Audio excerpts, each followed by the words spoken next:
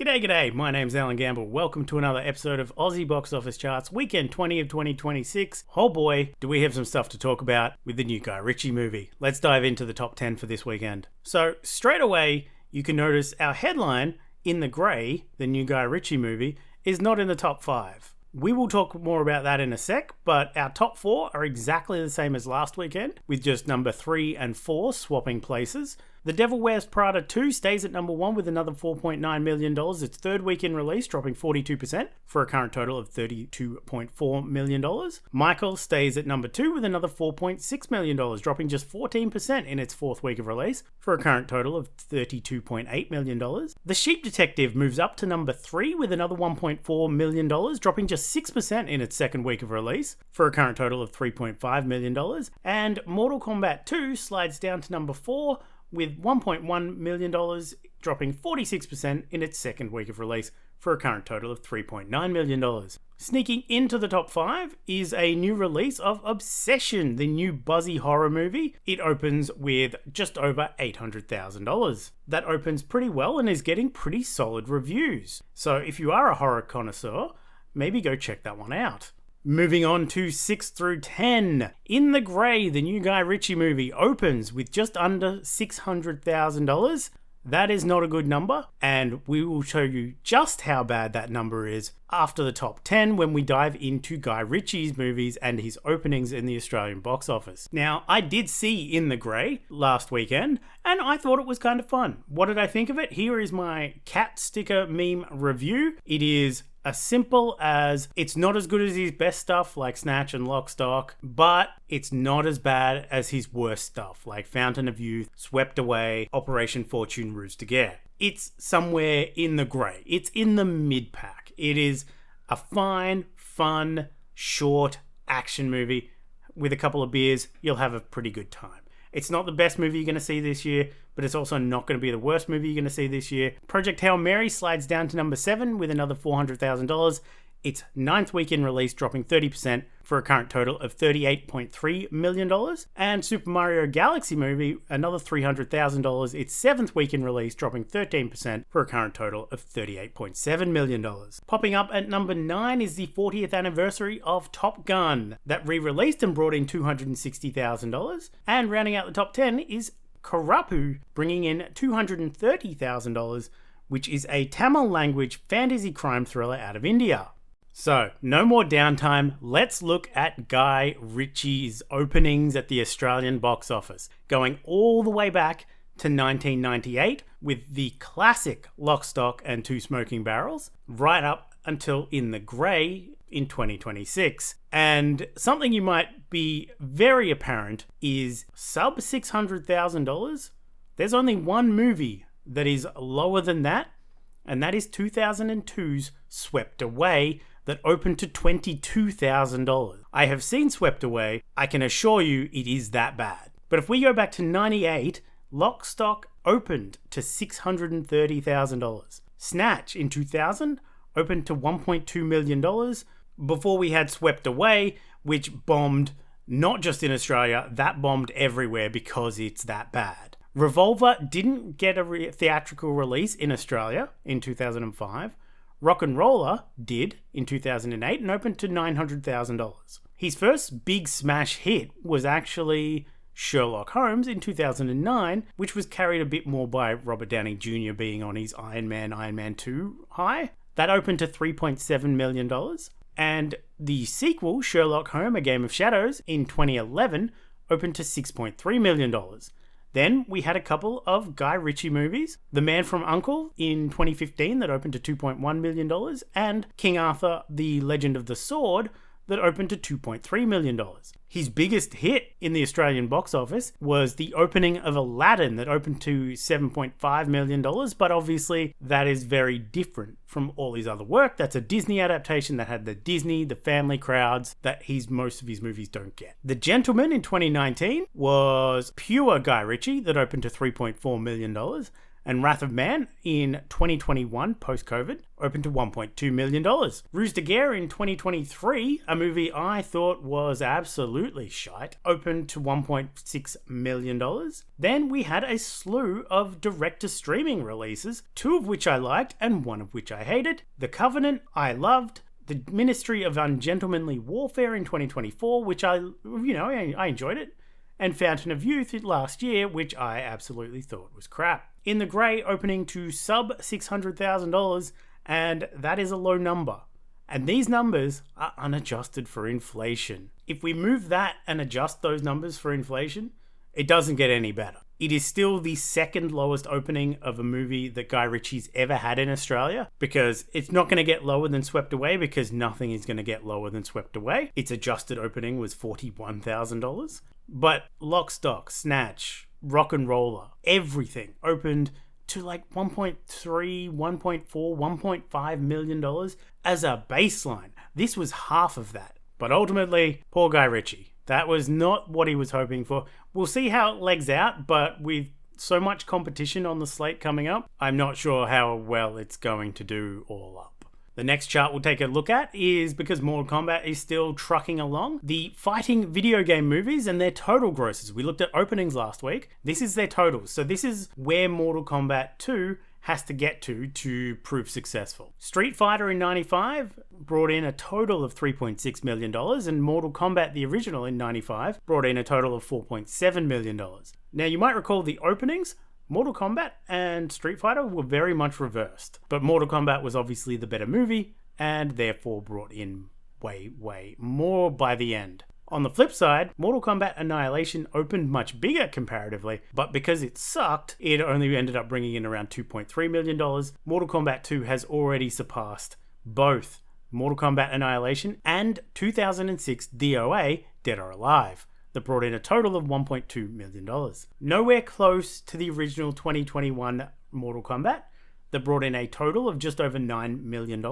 And we will see how Street Fighter tracks later this year. Adjusted for inflation, Mortal Kombat 2 has a bit further to go to actually prove its worth. The fight is not done, because Street Fighter and Mortal Kombat, the originals, adjusted for inflation, did significantly better because they opened it back in 95. Mortal Kombat Annihilation was still a $5 million movie. DOA was a $2 million movie. It, even adjusted for inflation. Mortal Kombat 2021 has an adjusted 10.5. I don't think Mortal Kombat 2 is going to catch Mortal Kombat, the 2021 version or the 1995 version adjusted for inflation, but we will see where it ends up on this chart as it moves forward. The last chart, we'll just do a quick check-in because it hasn't really changed that much, except Michael has extended its lead a little bit, even more with Bohemian Rhapsody, but I didn't think it was going to change this week. What I'm more concerned about for Michael is moving forward, where you're going into Star Wars and Masters of the Universe and all the big blockbusters that are coming around the corner. It might have enough of a lead that it can hold it off and become the highest grossing music biopic of all time. Its target is $55 million. If it can get there, it steals the crown. If it can't, it loses. Moving on to the 2026 top 10 at the Australian box office. So this is the top 10 of everything released in calendar year 2026. No positional changes this week, just slight balance adjustments. So the Super Mario Galaxy movie still sits by a little margin at number 1 with $38.7 million, and Project Hail Mary sits at number 2 with $38.3 million. Michael sits at number 3 with $32.8 million, and The Devil Wears Prada 2 is at number 4, very, very close, with $32.4 million. Trailing down the order, we have Wuthering Heights with its just over $20 million. At number 6, Song Sung Blue with $12.2 million. Goat at number 7 with $11.9 million. At number 8, The Magic Faraway Tree with just over $10 million. Marty Supreme at number 9 with $9.7 million, and then Hoppers rounding out the top 10 with $9.6 million. Moving on to upcoming releases. Theatrically, 21st of May this week, we have the big one, the latest Star Wars movie, and my first release for my summer blockbuster prediction game. Written and directed by Jon Favreau and starring Pedro Pascal, Jeremy Allen White, and Sigourney Weaver, we will finally see how this one performs. The Mandalorian and Grogu. Remember, The Mandalorian peaked popularity in 2019. I'm not expecting it to do massive numbers, but it might surprise me. You know, people still maybe remember him. We'll see. We also have Passenger, a new road trip horror thriller from director Andre Odvaru, starring Lou Lulabelle, Jacob Scipio, and Melissa Leo. We have Finding Emily, and a complete change of pace, we have a British rom-com from director Alicia MacDonald, starring Spike Fern, and Aussie actress Angerine Rice. In limited release, so check your smaller and indie cinemas, we have Drishyam 3, a Malayalam language crime thriller out of India, the third in the series that started back in 2013. We also have Chow UFO, a Cantonese language coming-of-age drama that comes out of Hong Kong. And finally, we have The Richest Woman in the World, a French comedy drama from director Thierry Khalifa. Moving on to streaming releases, we have Ladies First, a new comedy from director Thea Sharrock, starring Sacha Baron Cohen, Rosamund Pike, and Richard E. Grant. It releases on Netflix on May 22nd. We also have one of my more anticipated series, Spider Noir, a noir crime spin-off from the Spider-Verse movies, focusing on Nick Cage's Spider Noir. It's created by Oren Uziel and starring Lamorne Morris, Lee Jun Lee, and Karen Rodriguez. It releases on Amazon Prime and or MGM Plus on May 25th, and I believe it has both a black and white and color version available, but true fans will watch the black and white. It's not that scary, guys. We also have The Burrows, a new fantasy sci-fi series from creators Jeffrey Adidis and Will Matthews, starring Alfred Molina, Gina Davies, and Alfre Woodard. It releases on Netflix on the 21st of May. And finally, we have Rick and Morty returning for its 9th season. I can't believe this one's still going. I dropped after like season 3 or 4. But for those that still love it, there is more coming on May 25th on Adult Swim, or wherever you happen to find it.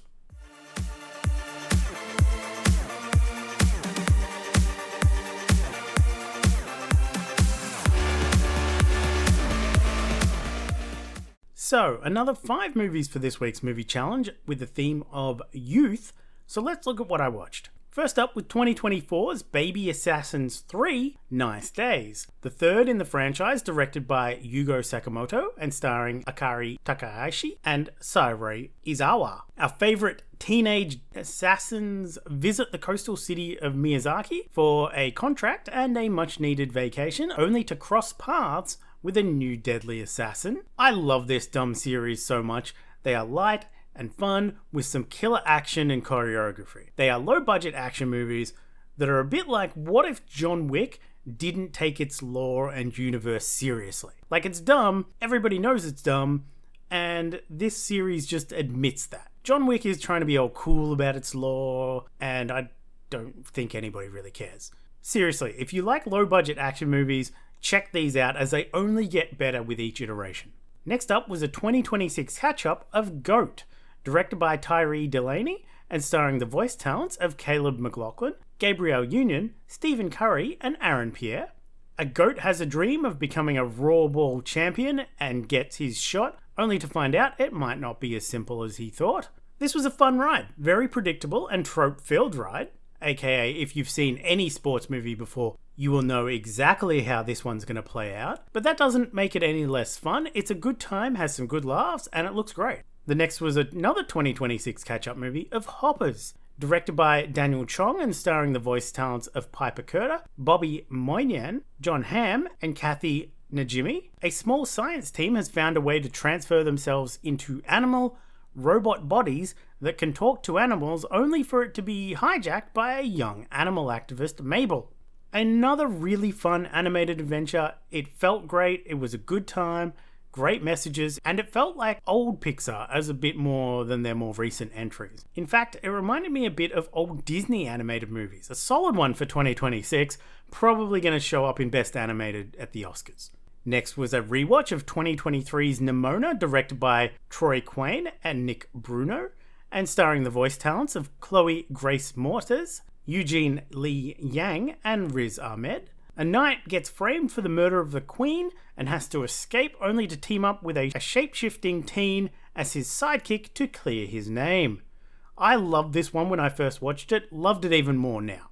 Great movie, great visuals, brilliantly written, great comedy, great buddy cop adventure. I can't recommend this one enough if you haven't seen it. Like, it's genuinely phenomenally good. Finally, was a rewatch of 1993's Jurassic Park, directed by Steven Spielberg and starring Sam Neill, Laura Dern, Jeff Goldblum, and Richard Attenborough.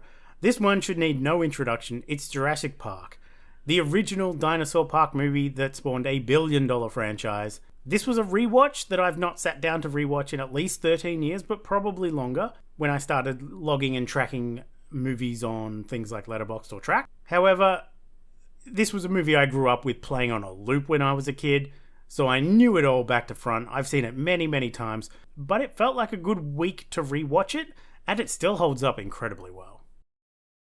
This week's challenge is toxicity and poisons. So, things like toxic substances or contaminations, toxic relationships, toxic society, systems or workplaces, toxic people and behavior, or toxic heroes, villains, and superpowers. So, a few people have kicked it off with like Obsession or The Devil Wears Prada 2, 28 weeks and days later, Hereditary, Send Help, The Goat Detective, but we've got things like Dark Waters or Erin Brockovich or Network, Nightcrawler, The Toxic Avenger, Hulk. Let's have a look at my shortlist. My shortlist consists of a few things like Redux, They Will Kill You, Oh Hi, and Sister Midnight. We've got All Your Faces or Bring It On or DOA. A rewatch of Decision to Leave or Vengeance. New Best Friend is like the quintessential movie. Arsenic and Old Lace, The Devil Wears Prada, The Hurt Locker, or The Drama. We've got a lot to choose from. We'll see how we go. But that is it for me this week. Tune in next week where obviously the new big Star Wars movie, and we're going to be crunching all of the numbers in relation to that, comparing to see how it does to all the other Star Wars movies as far back as we can go. I will be taking the Thursday off to see it, opening day. I've got my ticket already. I'm not going to a midnight session. I'll be going to the first session on Thursday.